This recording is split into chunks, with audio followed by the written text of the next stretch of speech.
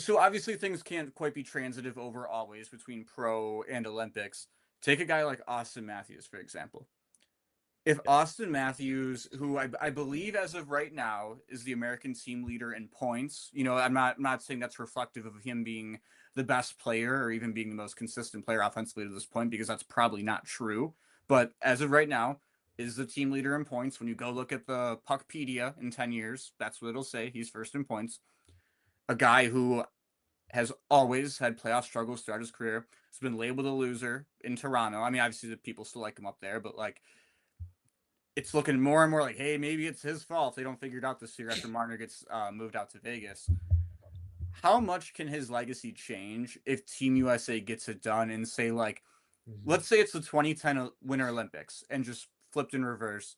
Auston Matthews scores the golden goal instead of Sidney Crosby, right? Mhm. What happens to Auston Matthews' hockey legacy? Yeah, I think definitely changes a lot specifically because I think hockey is the one sport where I think those accolades mean the most. And I think players are almost separated into two different careers within, the tournaments that they play. Like, Dude, um, that's a great point. I feel like you yeah. never hear like, oh, Jose Ramirez, 5-time Silver Slugger, 2-time World Baseball Classic champion. No, but like if Mhm. you hear like it'll Mhm. be Sidney Crosby, 3-time Stanley Cup Yeah. champion, 3-time gold medalist. Gold medals be right after that, and I'd say maybe basketball second with that as well. But I mean, that just depends upon who the crowd is. But yeah, I think it would definitely mean a lot of that. And I was seeing stuff too with like McDavid. Take for example, like McDavid hasn't won anything either. Like he wins four nations, he gets that game winning goal. He's very very happy, and a lot of that changes for him. Obviously, that might not be on his final resume, but like that just gives players different tastes of winning, and I think giving them tastes of winning helped to build momentum. Like we saw Matthews kind of have a little bit of a stinker in the Four Nations last year, and that kind of carried on for the rest of the year. And he really didn't have the best year coming off of a 70 goal season before that. So those types of things can really like help to carry players. And I mean, we saw what it did for McDavid. What did he do? He went back to a Stanley Cup final for the second year in a row. So I think momentum like that are always things that players can use to build off of. Like I don't have many stats out of it, but I think didn't the Pens end up winning after Crosby got the golden goal too? I don't think so. I think they won the year prior. Okay. I think the Blackhawks won the cup in 2010, if I'm not mistaken. So, so some players it could be different But for. it was right around there. I mean, that was in like the swing of his career, like kind of in a way where I think you could be seeing it with Quinn Hughes right now, where he's having another incredible year. He Mhm. becomes like the Luka Doncic, like whoa, where I mean, like obviously there was like rumors Quinn Hughes, it wasn't out of nowhere, but like, Mhm. hey, that's the huge trade of the year. That goes down. He comes over to the Olympics. Like as of right now, what's going to be Mhm. the TJ Oshie moment from the 2026 Olympics? It's going to be the Quinn Hughes goal, right? Like Mhm. that's a guy who knows with Minnesota, see how their year finishes out. Like this could be like a and you're gonna hate to hear this as a Zach Werenski guy. You're gonna hate to hear this. And I'm not saying Zach Werenski shouldn't win it, but what if he does roll off like a biggest trade, goes scores an OT goal at the Olympics, wins the Norris, wins the Stanley Cup? Then you're looking at like, Mhm. whoa, next time Quinn Hughes' name gets brought up for money, whenever that may be, he's getting a hell of a lot of sheets. Yeah, and I'll say I think that also would make that Mikhail McCarr debate a lot closer as well. And Oh yeah, for sure, dude. and Quinn also is due for an extension as well. That was before he even made that trade, and they'll worry about it later too because Billy Guerin, the Wild's GM, is also the leader of who picks the team for Team USA as well for the Olympics. So and Four Nations, so they kind of go hand in hand. Like you just know that type of GM is one who wants Quinn Hughes. I think his contract extension will definitely be a blank check, especially with how salaries going up. But yeah, to your point though, like that is crazy. If you could just think about how many of those events can happen back to back to back, one season can change how you view a player like totally. Like obviously, I think there are players who are infinitely criticized for no matter what they do. Aaron Judge being one of them. I know that I hate to switch that to baseball, but Aaron Judge being one of them will always be criticized for what he does. I feel like Auston Matthews is one of those type of players. I know he hasn't achieved a level status that maybe Judge Well, has. it's always just the guy in But Toronto. Like Phil Kessel was the same way when it was his team, and Nazem Kadri. yeah, I mean the guy scored 70 goals. Rocket Richard. He's got a Hart Trophy under his belt too. It's I don't know, but just players like that. I mean, like for Matthews, I think like and I like how that you use him as an example because for him, like a win like that, I think would mean the most because that media in Toronto and just everything that have going on up there, I think for him, it would be a monumental win to win gold. Now, switching sports a little bit on you because there's a couple other things going on in the sports world to hit on. Darryn Peterson came out. I think he had 20 at halftime, and then came Mhm. out of half, hit a three. It was Oklahoma State. My mind's blanking. It was Oklahoma State. Oklahoma State, yeah. Mhm. So comes out of half, bangs the three, sitting at 23 points, and comes out of the game for cramping. It's been a couple times now this year where it's been like, oh, he's like sat out of a game, or he's like come out of a game in a similar type of scenario. He's the type of kid who like everyone in the world is saying is number one, like one talent. Yep. If you were, and I see these debates like on the internet all the time when it comes to Darryn Peterson, like, oh, they're saying he doesn't love the game, and people are like, oh, like look at this guy, and that guy who people said he didn't love the game when he was in college. Where do you fall on Darryn Peterson right now? Like if you were sitting, like, I mean, obviously the lottery hasn't happened yet, but if you're a shitty team, you got a high pick, where's your head at on like, is this the kid I'm going with? Mhm. Yeah, and I think it's just we're in a transition phase with all these college athletes with NIL, where this is completely different territory than anything that we've ever seen. I mean, take for example, Peterson was the first player Adidas had signed for a shoe deal before he even got to college. So he had a deal with Adidas in high school, um, and then even after that, he had a deal with Fanatics before he even got to college as well. So like you have these two deals with these humongous companies where you don't really need to go out and get it as much as other people in previous years and in history have needed to for money for their family. Like college used to be that transitional period where it was like I need to work as hard as I can and get to the next level so I can get paid and I can get, and go provide for my family. Now it's like I'm getting all the money I need and can provide for my family even more before I even step foot in college. And I mean, and even this too, Jack, I was doing some digging on Darryn Peterson because I was interested in your thoughts too as well. So out of 26 of Kansas's games, he's played in 15 of them. And in 3 out of the 15, he's left early in. So he's really only played 12 games out of the 26. Like that is just a major red flag from the jump because if you can't be committed to a short season like that in college basketball of 30 or so games, how are you going to play 82? How is that going to transfer? If these issues are starting right now, if you can't figure out these cramps and these injuries, I know there's issues about if he wants it or not. Like I know there'll always be a beat reporter writing about that. Like I'm not even focused on that. Just like how are you going to get physically able to play and you can't get past this in 30 games? How are you going to do it in 82? But I know Paulo Yeah, Banchero too. Go ahead. I was gonna say I don't know, man. It's a weird one because like the talent is clearly there with him. Like he has ridiculous athleticism. He's gonna work out just fine in the NBA. Like, well, I mean, whatever, wherever that ends up, whether it's the first pick or the 28th pick, which obviously isn't going to happen. He's going to probably be a top 5 pick at absolute worst, even if he doesn't play again, right? My thing is it's like we're about to enter a whole new like part of NIL because of this. Because like you've already had like there's the kid from Georgia who transferred to Ole Miss, and now he's going somewhere else, and like that whole thing is getting settled. Of like the can you transfer after committing to this? And then there's like the Damon Williams, the Washington quarterback, and it's like, hey, I'm leaving, and the school's like the shit you are, and now he's back this year, right? Like we're seeing these different things where it's like, okay, games aren't involved, but like it's around the contract. Like we're getting through the fine wording of the contract. Mhm. Now you're at a point where it's like, what can he say? Like, yeah, I was hurt. I didn't play. Yeah, I was hurt. I came out.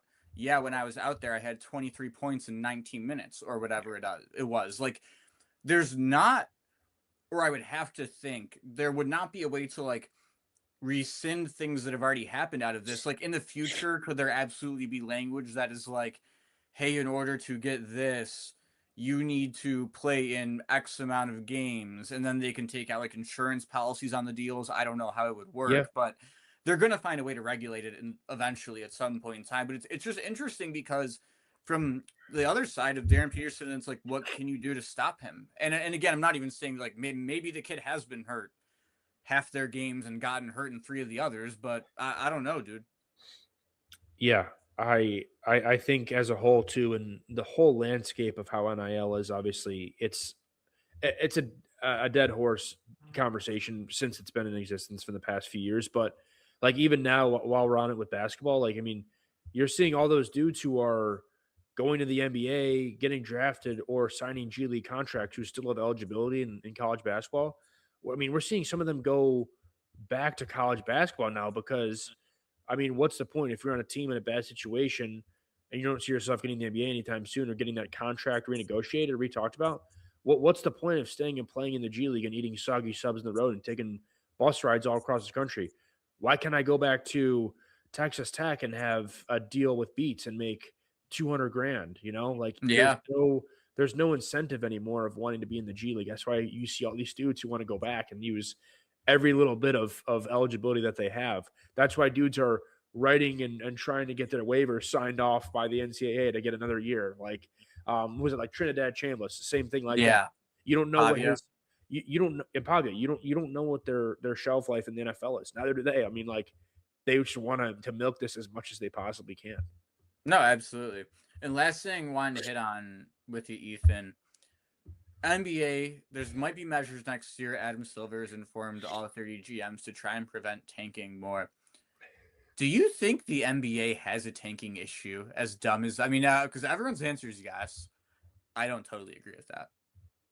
Well, I want to hear what are your thoughts on it first, because I have a certain rant about a certain team, but I'm curious as to what you would think about tanking as a person who doesn't enjoy it at basketball as much.